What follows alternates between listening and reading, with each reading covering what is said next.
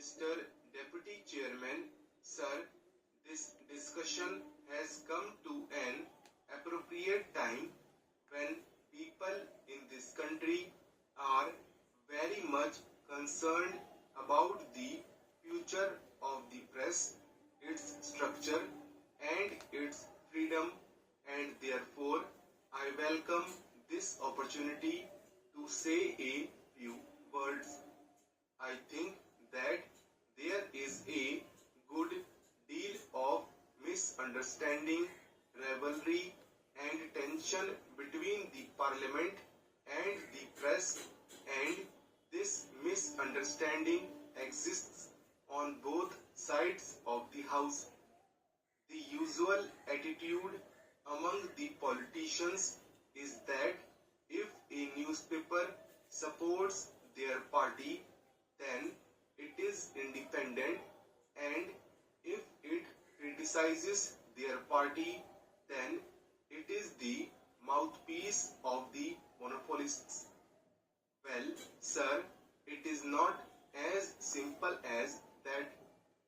We all know that many parties, when they have been in power, for instance, the DMK, the CPM, all these parties have harassed newspapers when they have been in power.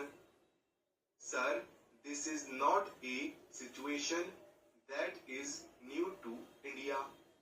It exists in all democratic countries. To some extent, it is inevitable, and we have to learn to live with it. The tension and the rivalry arise mostly because some of the functions of the press and the parliament overlap. Also, because the two institutions to a great extent depend on each other, and this results in a certain amount of resentment. There is also the fact that the press has a function to be a critic of the government, a watchdog of the government, as well as of the political parties, and this is often misunderstood as hostility. But in our situation today, where we are still building a democracy, where democratic institutions have to be built up and sustained, and where our freedom has to be maintained, I think it is essential to create rather more cooperation and understanding between the press and the parliament.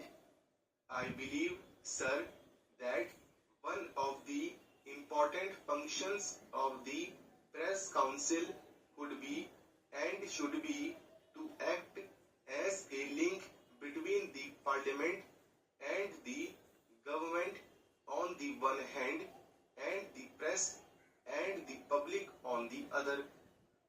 I feel that some of the misunderstandings that have developed since independence between the press and the government are due to certain historical reasons.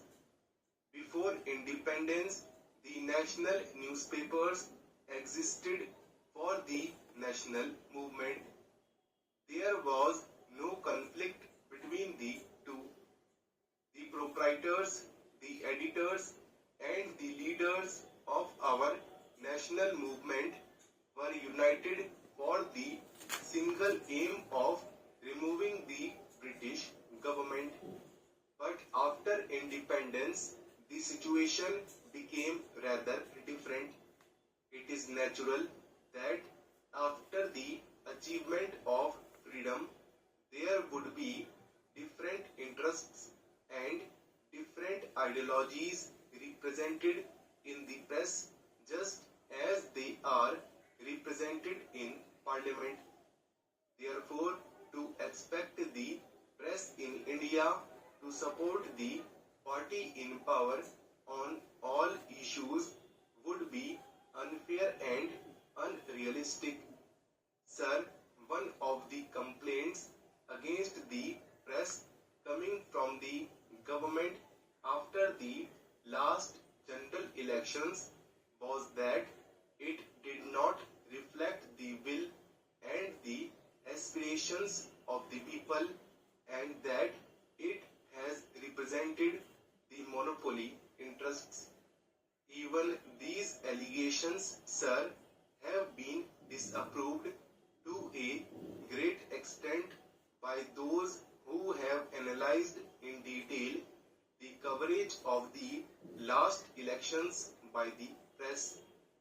The fact is that a kind of distrust of the press has grown in the ruling party and in government circles, and their feeling is that our major newspapers do not support the basic policies of the government and that they are over critical. Sir, I would like to say this. If the charge against the press is that they are dependent to a great extent on big business and that they are out of touch with the vast masses of the people, there is some truth in it.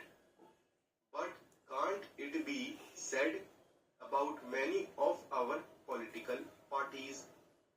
Can't we say that the Congress party has links with big business? Who can deny that many of our parties often lack a touch with the masses? So, sir, the press on the whole reflects what happens around it, and its situation is very similar to that of most of our political parties and of our political system. Sir, most journalists in this country would admit that there are many faults with the press today.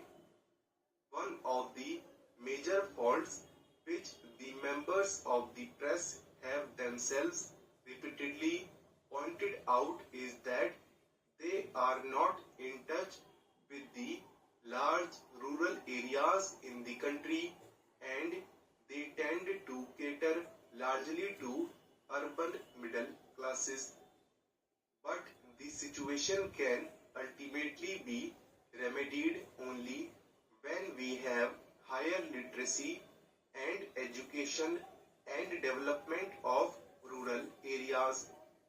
Again, it must be conceded that the freedom of the press today is inhibited by the fact that it is run by large business houses, and commercial and other interests often impinge on the freedom and integrity of the editor and the journalists who work with him. So, we all agree that freedom of the press should be strengthened. The government, the journalists, and the public are all agreed on this.